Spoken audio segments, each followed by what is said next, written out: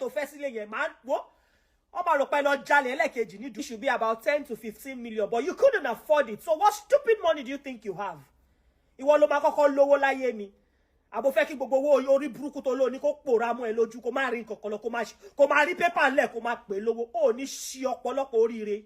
Ẹ̀yin tèmi, wàhálà ńlá ló ṣẹlẹ̀ báyìí bí Nkechi Blessing bí ó ṣe tún jáde fún arábìnrin tí a mọ̀ sí Lizzy Anjorin. Lizzy Anjorin ló kọ́kọ́ jáde fún Nkechi Blessing, ṣùgbọ́n báyìí Nkechi Blessing náà ó ti jáde, ó gbára rẹ̀ lọ́wọ́ Lizzy Anjorin. Ó para gidi gan nínú fídíò tí ẹ̀ ń wò yìí.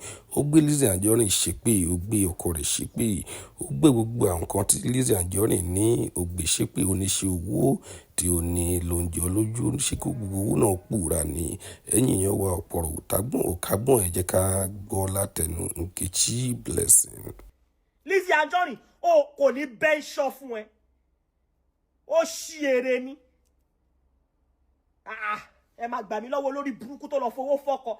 I've not heard this, mi ò sì gbọ́ nínú ìtàn rí pé ọkùnrin máa ń kó wálé obìnrin. Olórí burúkú ìwọ abẹ́ ẹ̀ ló wà, kò lè kúrò lábẹ́ ẹ̀, àbó ṣí ere ní. Wọ́n bá mi ṣépè fún àwọn tó ní ẹni, kò fẹ́ dá fún ẹni. Ìwọ tó sọ pé olówó ò lè gba all, so owó orí burúkú olóló ní. A ṣí ere. Any small thing, ó máa ní kinní kan ṣe kinní kan. Gbogbo owó orí burúkú tó ní tó lè parẹ́ mọ́ ẹ lójú in split seconds. Are you stupid? Are you mad? Ìwọ àti ta ni?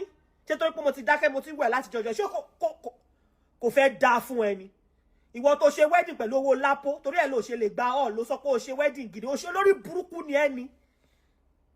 Wedding àwọn albanjiri, ẹ kó plastic chair white síta. Ẹ wọ wedding gown 25. Ọkọ yẹn náà wọ aṣọ pẹ́rú 15. Gbogbo nǹkan tẹ́ fi ṣe wedding yìí kò tó 10,000. Olórí burúkú làwọn tó ní Lizzy ni. Ọlọ́run fẹ́ pa ẹ fún mi ṣá. Ẹ máa gbà mí lọ́wọ́ olórí burúkú aṣièrè olówó ogbó tó ń ṣílẹ̀kùn fólè. Àrìndì. O ti ṣẹ́ èpè ti gbọ́. Sórí gbogbo èpè tó ṣẹ́ yẹn, ó máa padà sí ìrankíran ẹ̀, ìrandíran ẹ̀, ó máa padà sí orí wọn. Ṣó ń gbọ́ mi? Olórí burúkú.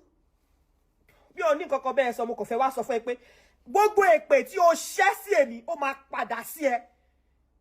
Ṣó ń gbọ́? Àwọn wedding àwọn almanjiri. Kò sẹ́ni tó rate ẹ lórí internet now. You're very stupid. Her husband has never come for you. Did my mother ever come for her? Are you mad? Ronnie kò fẹ́ dá fún wọn gan tó type ni. Kò fẹ́ dá fún wọn tó type ni. Did my mother come for her? So why mentioning my mother's name? Ronnie too slick. Are you stupid? A husband that can't hold his wife. Who is that? Are you mad? Orí ẹlẹ́pẹ̀lẹ́pẹ̀ lọ back to sender ni. Ẹ ti ṣe ti pẹ́.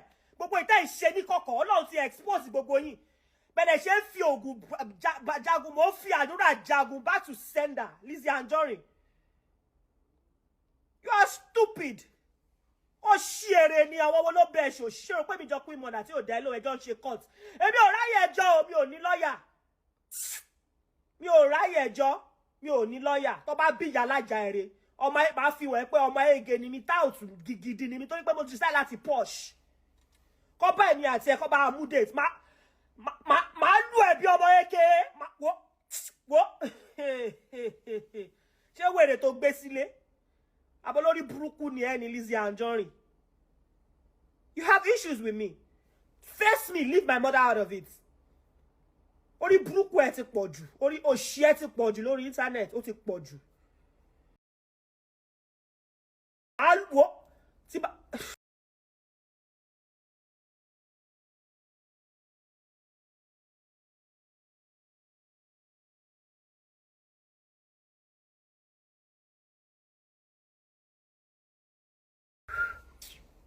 Tí bá gbá ẹ mú, wọ́n rò pé trailer ló kọlù ẹni. Ìwọ olórí burúkú máa ń ṣàǹfààní yìí. Olórí burúkú. Àṣìírè olówó gbogbo owó tó ní kò yọ lára ẹ torí ó ti fi ṣògùn tán. Gbogbo owó tó claim tó ní kò yọ.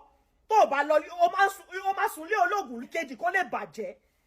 Ó ṣe you are a broad daylight witch, my darling. You are a witch. Ó gbọ́ pé àjẹ́, àwọn míì wọ́n máa ń sápamọ́ ṣe àjẹ́ wọn ni, ṣùgbọ́n ìwọ ó gbé wá sí gbangba pé ó ní ṣá nǹkan tó jàjẹ́. Wọ́n kú sọ pé ò níyà, torí ẹ̀ ló ṣe mọ ìyà. Tó bá jẹ́ oníyà ni ó máa mọ ìyà oníyà. Mi ò bú ẹ rí. ibi tí èmi ọ̀rọ̀ èmi àti ẹ ti bẹ̀rẹ̀ tó lọ parọ́ mọ́ mi ńgbà kan ni pé mi mo sọ nǹkan báyìí fún ẹ, and I came into your DM and I told you, why would you lie about me like this?